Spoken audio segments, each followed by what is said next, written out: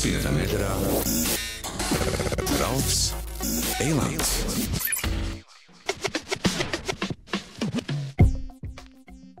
Spin FM ēterā ne tikai Ralfs Eilants, bet ar mani arī divas meitenes šodien, Sintija un Baiba. Labdien!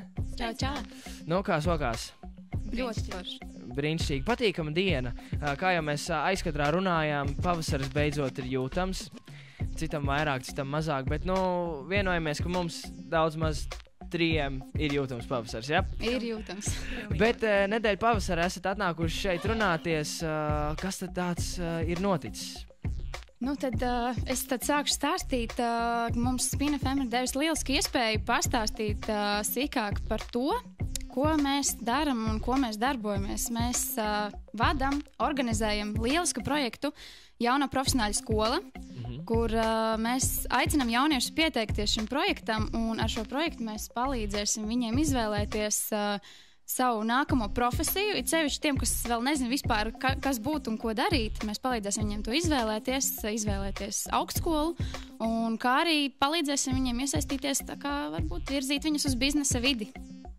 Tā kā projekts ir ļoti labs, un mēs tiešām mudinām iesaistīties jauniešus, jo es, piemēram, arī no savas pieredzes varu pastāstīt.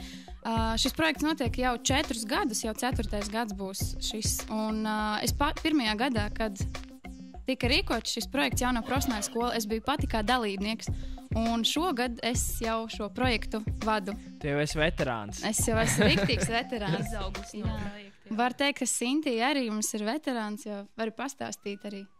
Jā, es 2. gadu esmu projektā. Pagājušā gadā, tad, kad es stājos augstskolā, tad, protams, šāds projekts nebija. Līdz ar to man bija pašai jāizdara izvēle. Bet, pagājušā gadā es koordinēju dalībnieku. Šogad es jau stādu programmu un iekšējo komunikāciju organizēju. Tas sanāk, principā es atnāku kā pilnīgi balta lapa, pasaku, pa ko es vēlos kļūt, un tad man tur stāsta, kur vajadzētu doties, kā vajadzētu doties. Ir tā, ka tu atnāc pilnīgi kā balta lapa, tev pat nav jāpasaka, kas tu vēlies būt, bet Man jau piedāvā. Mēs tev izstāstīsim par 4 nozarēm, kas būs sabiedriskās attiecības, turisms un viesmīlība, uzņēmējdarbība un jurisprudence. Un reāli nozares profesionāļi nāks stāstīt no 6. līdz 27. aprīlim. 4 sestdienās nozares profesionāļi nāks stāstīt lekcijas, biznesa augstskolā turība. Viņi pastāstīs īsti, kas tās ir par nozarēm, ko tur dara, kas tu pēc tam vari būt, un pastāstīs, īsāk sakot, kas īsti lācītim ir vēderā, un palīdzēs izvēlēties un saprast, varbūt tā ir tieši mana lieta. Un bez tām lekcijām ir arī radošās darbnīcas, kurās viņi var tā kā jau pielikt jau roku un saprast, kas tā ir par nozari un ko viņi tajā var darīt. Pamēģināt tātad. Tā kā neliels ieskats tajā visā. Ka nav tā, ka tikai teoriju Jā. dzird un saņem tikai bukletiņu. Tas ir Teorija viennozīmīgi nebūs, tas būs tīri no prakses, nāks tiešām cilvēki, kas tajā visā darbojās, viņi nāks pastāstīt, kā tas arī īsti ir. Jo teorija pēc tam studiju laikos būs laiks uzzināt, teorija būs pietiekami un grāmatas ir pilni plaukt visur. Tieši tā. Ļoti patīkami. Turpināsim vēl pēc tam parunāt par Jauno profesionāļu skolu ar Sintiju un Baibu. Uzlādēts ir tā pamatīgi un arī mācību jomā pie manis Sintija un Baiba atnākušas pastāstīt par Jauno profesionāļu skolu. Uzzinājām, kas tas tāds ir. Uzzinājām, ka abas esat jau veterānis, varētu teikt, Jauno profesionāļu skolā. Tikai jāuzzina, kur pieteikties un kā. Kurš var pieteikties? Tātad pieteikšanās ir pirmkārt dalība projektā ir pilnīgi bez maksas. Tā ka visi uzreiz droši var saspicēt ausis, un tagad mēs pastāstīsim, kā ir pieteikšanās. Pieteikties ir ļoti, ļoti vienkārši. Pieteikties var mājaslapā www.jpskola.lv. Un tur jūs atradīsiet pieteikšanās anketu, tur ir podziņa tieši piesakies, un uzreiz atverās pieteikšanās anketa, kur vienkārši jāizpilda, un viss, un tad jūs esat jau pieteikušies, un viss kārtībā. Tā ka noteikti iesakam izmantot šo iespēju, jo es, piemēram, pati atceros, kā man bija 12. klases beigās, kad tu esi tāds satraukts un vispār nezini, ko tālāk darīt un kas tālāk būt, tad Jaunā profesionāļu skola vienkārši fantastiska iespēja, kas tev palīdz izvēlēties, ko tālāk darīt un kur tālāk mācīties. Un galu galā būs nodarbināts 4 sestdienas, nebūs jādomā, kā saplānot brīvo laiku. Būs liederīgi pavadīts laiks. nebūs arī jādomā, ko darīt, pieņemsim, darba dienā. Oi, man tad ir skola un it kā jāiet. Ļoti labi arī, ka sestdienās, jā. Un jautājums vēl, vai ir iespējams pēc tam pie tiem profesionāļiem, kur nāk stāstīties, pie viņiem arī iet mācīties. Nu, piemēram, man ir iepaticies profesionāls Jānis, viņš tur stāstīja par, piemēram, galdniecību. Es gribu pie viņa arī iet mācīties. Mācīties gluži nē, bet noteikti var sarunāt prakses vietas. Ja mums noteikti nāks dažādi profesionāļi, kas mēs gan to vēl neteiksim, kādi būs, ja tas būs pārsteigums. Noteikti arī dažādi sabiedrībā zināmi cilvēki to stāstīs visādas foršas, interesantas, noderīgas dzīvē lietas, bet viņiem noteikti pēc tam var droši pieiet klāt un pajautāt, varbūt var tikt praksē kaut kur iekšā kādā uzņēmumā, firmā vai kādā aģentūrā, tā ka to droši var iet un jautāt. Bet nevar izslēgt, ka viņi var arī mācīt viņiem kaut ko tālāk. Arī? Jo, profesionāļi ir visdažādākie. Ko jūs atceraties no tām reizēm, kad bijāt pašas kā dalībnieces? Kā sākās? Piemēram, atnācāt, apsēdāties un...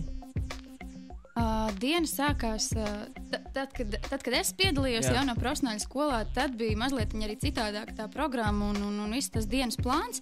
Tagad mums ir arī citādāk, mums ir tas izkārtots, bet šogad tas būs tā, ka sāksies ar lekciju. Pirmā būs lekcija, stundiņu pastāstīs nozares profesionāls, kas tas ir un kas tas ir un kas ir jādara.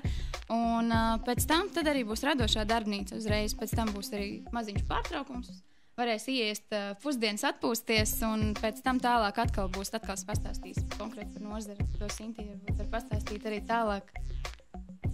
Jā, sanāk tā, kad vidusskolēns atnāk, viņš pirmā diena tā kā tāda atklāšanas diena, iepazīšanās diena. Jā. Otrā diena, kas ir lekciju diena, kur viņš jau iepazīst divas nozares, jau iziet cauri divām radošajām darbnīcām. Tieši tāda pat ir arī otrā lekcija diena, un tad jau ir noslēgums un jau pārbaudas tests, un viņam jau ir iespēja iegūt jau dažādas bonusiņas. Pārbaudas tests.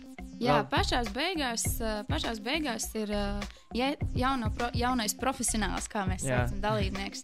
Ja viņš ir apmeklējis četras nodarbības, tad viņš saņem uzreiz 10% atlaidi pirmajam studiju gadam maksai biznesa augstskolā turība. Bet, ja viņš ir apmeklējis veselas 5 reizes, tad viņam ir iespēja piedalīties testā. Tests tiek vēlāk turpatās uz vietas elektroniski skolā pildīts. Un, ja viņš ir viens no 12 labākajiem, tad viņš uzreiz iegūst 30% atlaidi studiju maksai pirmajam studiju gadam biznesa augstskolā turība, kas ir uzreiz ļoti nozīmīgs un nozīmīgs iegūms. Protams. Redz, kā pavarās vēl viens veids, kā var aiziet, sākt mācīties un vēl iegūt atlaidi. Patīkam, nav tas pats, kas es aizēju iesniedz dokumentus. Protams. Un cenšos visiem eksāmeniem tikt. Sanāk, esot vidusskolēns, tu vari sajusties studenta ādā un vēl pie tam nopelnīt bonusiņu jau savām nākamajām studijām. Tā ka tas ir ļoti noderīgi. Aiziet atpakaļ uz klasi un būt pats krutākais. Redz, kā es dienu ieitos studenta ādā un jūs te sēdējāt gurķi marinējāt sestdienā. Tieši tā. Ļoti patīkam un noderīgi. Vēlreiz pasakiet par datumiem, lai klausītāji atcerās, un kur bija tā mājaslapa, kur var info atrast. Pieteikties tātad var www.jpskola.lv un lekcijas no 6. līdz 27. aprīlim katru sestdienu, 4 sestdienas respektīvi. Un noteikti atceries, ka mūsu Twitterī @spinfm90, ja nu kaut ko aizmirsti, var iečkot viņu Twitter kontu @jpskola. Ar mani šodien bija kopā Sintija un Baiba no jauno profesionāļu skolas. Es saku jums baigi lielo paldies! Paldies! Un tad jau tiekamies jauno profesionāļu skolā.